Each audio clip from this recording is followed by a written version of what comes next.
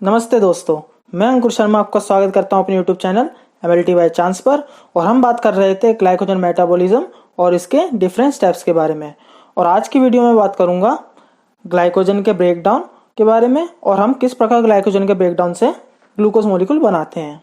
तो चलिए शुरू करते हैं। तो सबसे पहला क्वेश्चन उठता है कि हमें इसकी क्या ज़रूरत है, हम ग्लाइकोजन को ब्रेक क्यों करें, हमें इस प्रोसेस की क्यों ज़रूरत है। तो देखिए, जैसा कि मैंने अपनी पिछली वीडियो में बात कर चुका हूँ ग्लाइकोजन और ग्लूकोज के बैलेंस के बारे में, उनके बीच के बैलेंस के बारे में कि किस प्रकार हमारी बॉडी एक ब्लड में ग्लूकोज की कंसंट्रेशन को मेंटेन करती है।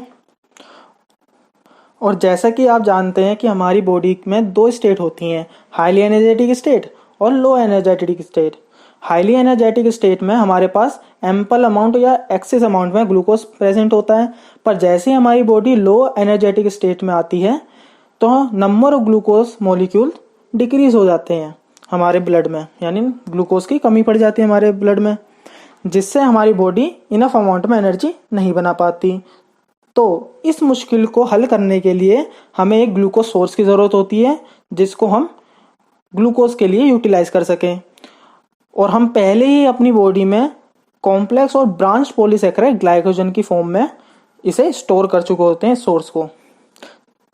तो नॉर्मली हाईली एनर्जेटिक स्टेट में हमारे पास एक्सेस अमाउंट में ग्लूकोज होता है जिसको हम स्टोर कर लेते हैं ग्लाइकोजन की फॉर्म में। और जैसे ही लो एनर्जेटिक स्टेट आती है तो हमारी बॉडी इस ग्लाइकोजन को ब्रेक करना शुरू कर देती है और ग्लूकोज मॉलिक्यूल जनरेट करती है जो हमें इनफ अमाउंट में एनर्जी प्रोवाइड करते हैं। तो चलिए अब बात करते हैं इस प्रोसेस के बारे में। तो दोस्तों, glycogen break down and glucose और and we also called is glycogenolysis.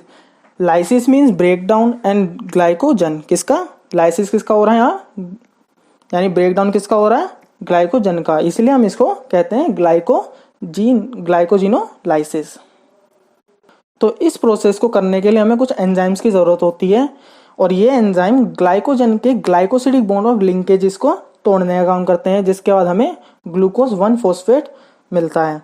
तो जैसा कि आपने देखा कि हमें ग्लाइकोजिनोलाइसिस के बाद एंड में ग्लूकोज एज सच नहीं मिलता, हमें मिलता है ग्लूकोज 1 फॉस्फेट। पर ये ग्लूकोज 1 फॉस्फेट एक इंटरमीडिएट होता है, तो हम इसे कन्वर्ट कर सकते हैं ग्लूकोज 6 फॉस्फेट में। और जैसा कि आप जानते हैं ग्लूकोज 6 फॉस्फेट इंटरमीडिएट है ग्लाइकोलाइसिस का, तो ये सीधा ग्लाइकोलाइसिस में चला जाएगा जहाँ ये एटीपी और पायरुवेट में कन्वर्ट हो जाएगा, जिसके बाद ये हमें एरोबिक रेस्पिरेशन के थ्रू एटीपी में कन्वर्ट होकर एनर्जी प्रोवाइड करेगा। तो ये था एक ओवरव्यू इस पूरे प्रोसेस का, एक आइडिया कि क्या इस प्रोसेस में हम क्या क्या कर रहे हैं। तो दोस्तों, जैसा कि आप जानते हैं कि इस तरीके के प्रोसेस को कराने के लिए हमारी सेल्स को, यानी हमारी बॉडी की सेल्स को कुछ सिग्नल्स की ज़रूरत होती है कि वो सिग्नल हमें क्या बताता है कि हमें कब ग्लाइकोजन की ब्रेक डाउन करनी है, यानी कब हमारे बॉडी में ग्लूकोज की कमी हो गई है तो हमारी बॉडी को कोई चीज़ हमें सिग्नल दे कि हम ग्लाइकोजिनोलाइसिस साइकिल को शुरू करें। तो कब ग्लाइकोजन का ब्रेक डाउन करना है, इस प्रोसेस को इनिशिएट करने का जो सिग्नल है वो हमें प्रोवाइड करता है ग्लूकागोन हार्मोन, जो पैनक्रियास की अल्फा सेल से सीक्रेट होता है। तो जब हमारे ब्लड में ग्लूकोज की कंसंट्रेशन कम होती है तो ये हार्मोन सीक्रेट होता है और सेल को सिग्नल देता है कि वो स्टोर ग्लाइकोजन का ब्रेक डाउन करे और हमें ग्लूकोज प्रोवाइड करे। तो चलिए अब बात करते हैं ग्लाइकोजिनोलाइसिस के बारे में और इसकी कौन कौन सी डिफरेंट स्टेजेस हैं। तो फर्स्ट स्टेप में alpha 1,4 glycosidic bond sequentially cleave होते हैं ग्लाइकोजन फॉस्फोराइलेज एंजाइम की हेल्प से, जिसके बाद हमें ग्लूकोज 1 फॉस्फेट मिलता है और इस प्रोसेस को फॉस्फोरोलाइसिस कहते हैं। और ये प्रोसेस कंटिन्यू फॉर्म में रहता है जब तक ब्रांचिंग पॉइंट से जुड़े हुए 4 ग्लूकोज रेसिड्यू नहीं रह जाते। यानी मान लीजिए अगर किसी ग्लाइकोजन की चेन में 100 ग्लूकोज मॉलिक्यूल ब्रांचिंग यूनिट की साइड यानी अल्फा 1,6 लिंकेज की साइड में जुड़े हुए हैं, तो उनका क्लीवेज तब तक होता रहेगा जब तक 4 मॉलिक्यूल नहीं बच जाते, यानी 4 ग्लूकोज के मॉलिक्यूल नहीं रह जाते, तब तक हमारा ये जो फॉस्फोराइलेज एंजाइम है ग्लूकोज को क्लीव करता रहेगा और ग्लूकोज 1 फॉस्फेट रिलीज करता रहेगा। और इस प्रोसेस के बाद जो ग्लाइकोजन बनता है उसे हम कहते हैं लिमिट डेक्स्ट्रिन, जो आगे और डिग्रेड नहीं हो सकता। ग्लाइकोजन फॉस्फोराइलेस एंजाइम को एक्टिव होने के लिए एक कोफैक्टर की ज़रूरत होती है जिसका नाम है पायरोडॉक्सल phosphate.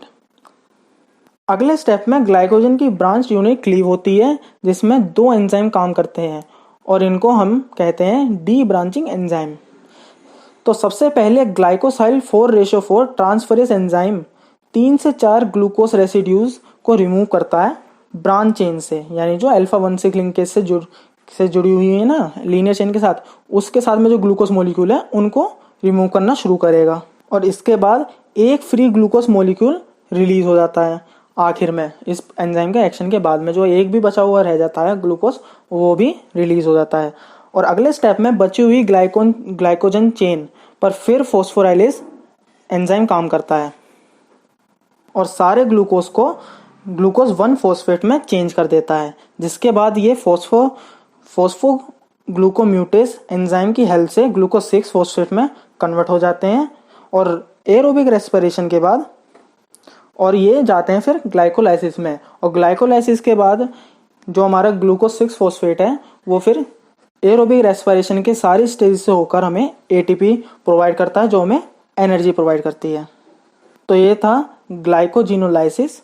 I hope this will help you. तो दोस्तों अब वक्त हो चला है मेडिकल फैक्ट्स का और आज का मेडिकल फैक्ट्स है de Vries found out the paper of Mendel and got it published in Flora in 1901। यानी जो साइंटिस्ट डी वेरिस था, इसने मेंडल के जितने फॉर्मूलाज थे उनका पेपर ढूंढा जिसमें मेंडल ने अपने फॉर्मूले लिखे थे और उसको पब्लिश करा था 1901 में। तो दोस्तों अगर आपको हमारी वीडियो अच्छी लगे तो प्लीज़ सब्सक्राइब करें, लाइक करें और शेयर भी कर दें। Thank you for watching our video.